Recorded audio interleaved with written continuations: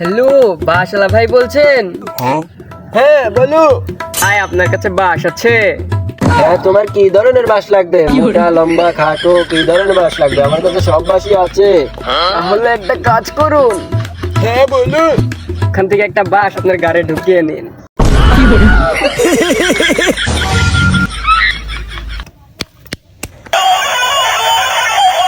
Hello ভাই, আপনার কাছে আসলে বাস আছে?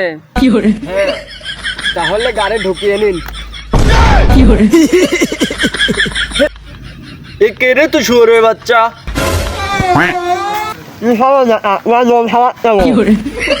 আর কি বলবো কাকু, এক সুধীর ভাই বাস কেনার নামে খালি ডিস্টার্ব করতেছে। আবারও কল করেছে।